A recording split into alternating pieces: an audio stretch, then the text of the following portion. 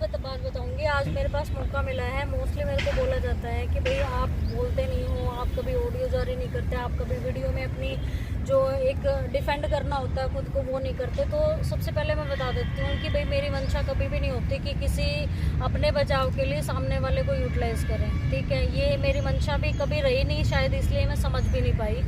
तो मैं बता देती हूँ कि हम जब धरने पे थे तो मैंने कोई लीडरशिप नहीं की वहाँ पे, सिर्फ हमने काम किया है एज ए लीगल टीम। और वो भी काम ऐसा था कि भाई हम कुछ लोग साथ थे और वो सोर्स हमारे ऐसे थे, लिंक थे, तो हम वहाँ जाके मिल लेते थे। जो हमारा फ्री कंसल्टेंसी हो जाती थी वकीलों के साथ, हाई कोर्ट के वकीलों के साथ, या कुछ भी ऐसा सीन था, सिर्फ ये वजह थी। और मुझे पता है मेरे को एक जिम्मेवारी दी गई थी पैसों की, और मुझे नहीं पता था कि वहाँ पे मतलब वो जिम्मेवारी किस लिए थी और कैसे थी।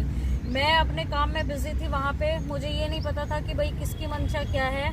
कुछ टाइम के बाद मुझसे बोला गया है कि भाई आपको अपनी स्टेटमेंट देनी है। जैसे मैंने पैसे ट्रांसफ़र कर दिए थे, सारा कुछ हो गया था, लेकिन मुझे ये भी नहीं पता था उस टाइम पे कि भाई स्टेटमेंट निकालनी है तो किस लिए निकालनी है और क्या सीन है ये, क्योंकि उस टाइम तो हम भी बिजी थे, हमें भी पता नहीं था कहाँ कितना पैसा लगा। मोटा हिसाब मैंने बता दिया था, इतना खर्चा हुआ, इतना ये हुआ।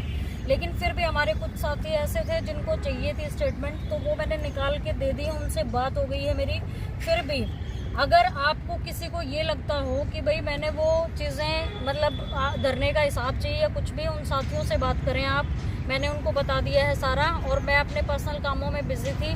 दूसरा, मुझे उन लोगों की मंशा नहीं पता थी कि भाई वो कहाँ मैनिपुलेट कर रहे हैं मुझे।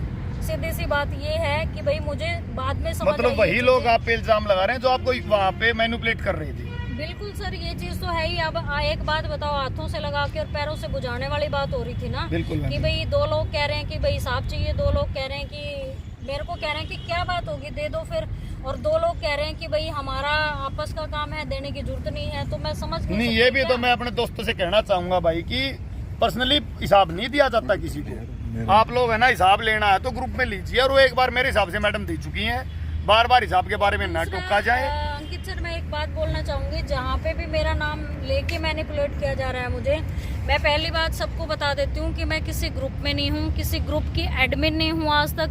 और दूसरा, एक बार किसी ने मेरे को बहुत बार बोला गया कि मुझे मेरा नंबर सेव कर दो, तो मैंने ये बोला कि मैं एडमिन नहीं हूँ, तो वो हंसने लग गए कि आप एडमिन नहीं हो। तो मैं आज तक अपने आप से मुझे नहीं पता कि मैं किस ग्रुप की एडमिन हूँ। मैंने ये कभी यूज़ नहीं की ये चीज़ें, ना मैंने कोई ऑडियो जारी करी किसी के खिलाफ, ना मैं कभी किसी के खिलाफ वीडियो। इवन मेरे साथ जो हुआ मैनिपुलेशन, मैंने वहाँ पे भी कुछ नहीं बोला, सिर्फ इसलिए नहीं बोला क्योंकि इन चीज़ों से जो हमारा टीजीटी परिवार है वो बिखर रहा है। वरना बोलना सबको आता है, सबको पता है कि चल क्या रहा है। कोई ये सोचता कोई नहीं मैम, आपका बड़प्पन है, आपने नहीं बोला, बहुत अच्छी बात है, बोलना भी नहीं चाहिए। दूसरा, अगर कोई मेरा नाम लेके कहीं किसी को भी जैसे मैनिपुलेट कर रहा है तो मेरा नाम ना लिया जाए। मेरी पर्सनल स्टेटमेंट जब आएगी वहाँ पे सिर्फ मेरा नाम आएगा।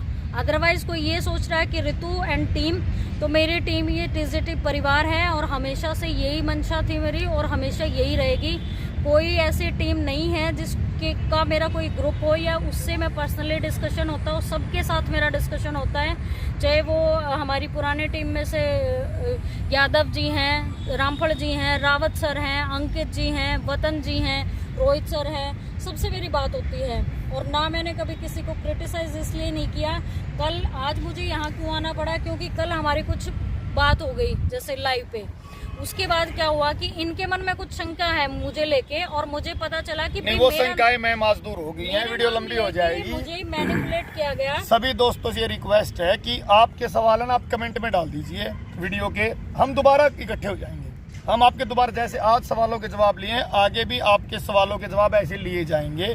अगर आपके दिल में किसी के प्रति कोई जवाब या कोई बात है तो आप पूछिए, बेझिझक पूछिए, पर एक दूसरे पर एलिगेशन न लगाएं, एक दूसरे की टांग न खींचें। और आज लगभग आपके पास हर सवाल का जवाब हम लोगों ने दे दिया है, दोबारा पूछे आप, पर एलिगेशन न लगाएं और घर से बाहर निकलें और साथ दें पदयात्रा का।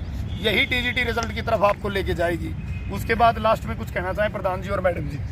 लास्ट में तो मेरा 7471 परिवार प्लस में पंजाबी वाले साथियों से यही अपील है कि जो ये यात्रा चली हुई है, इसका जो मकसद है वो आपका रिजल्ट निकलवाना है। इसमें आप हमारा साथ दीजिए, हमारे साथ आइए। आप घर बैठकर भी कई प्रकार से हमारी मदद कर सकते हैं, जैसे सोशल मीडिया पर मदद कर सकते हैं, हमारा मनोबल बढ़ा सकते हैं। जो साथी साथ आ सकते हैं वो हमारे साथ चल सकते हैं। तो हम सब का मकसद केवल एक, ये जो टीम चली हुई है इसी का मकसद, इन्हीं को रिजल्ट नहीं पंचकुला देना। के लिए भी आप कुछ कहना और चाहेंगे? पंचकुला के लिए जब ये पड़ाव पंचकुला पहुंचेगा तो पंचकुला के लिए मेरा निवेदन है कि आप ज़्यादा से ज़्यादा संख्या में वहाँ पहुँचें। उससे क्या होगा कि हमारा जो रिस्पॉन्स होगा वो एक सकारात्मक रिस्पॉन्स सरकार के पास जाएगा, और सरकार पर प्रेशर तो हम क्या बनाए गए, लेकिन हम अपनी मांग और अच्छे से रख पाएंगे। क्योंकि साथियों 7471 परिवार प्लस पंजाबी वाले जो साथी हैं सबको रिजल्ट्स चाहिए, और हम रिजल्ट्स के लिए ठीक कटिबद्ध है हैं। प्रधान जी। मैडम जी, और लास्ट में कोई कंक्लूजन मैडम, कोई अपील? अपील तो मेरी TGT 7471 परिवार से यही अपील है कि जो ये साथी कर रहे हैं इनका साथ दें, और किसी का नाम लेके, स्पेशली मेरा नाम लेके इनको ना रोका जाए किसी भी चीज़ के लिए। और दूसरा क्या है कि जब तक ये टीम पंचकुला पहुंचेगी एक अच्छी स्ट्रैटेजी हम तैयार करेंगे, और अगर आपकी कोई ओपिनियन है तो आप भी बोल सकते हैं कि आगे हमें क्या करना चाहिए, क्या प्रोसेस होनी चाहिए। क्योंकि आप लोगों की कई बार ये रही है कि भाई आपका काम करने का तरीका गलत था, तो हो सकता है कि भाई जब इंसान काम कर रहा होता है तो उसका माइंड एक ही दिशा में काम कर रहा होता है, लेकिन आप लोग ऐसी जगह बैठे हैं, शांति है, कोई प्रेशर नहीं है। प्रेशर में इंसान एक ही दिशा में काम करेगा। डाइवर्जन लाइए कि आगे क्या रणनीति चाहिए, और आप प्लीज़ अब नहीं तो पंचकुला में सबका साथ दें इन लोगों को। वहाँ जो हमारी पद यात्रा है उसको सक्सेसफुली तभी होगी जब वहाँ पे स्ट्रेंथ दिखेगी। Thank you ma'am, thank you सभी भाइयों को। और लास्ट में एक और प्रधान जी, आगे कुछ प्लान है आपके पास?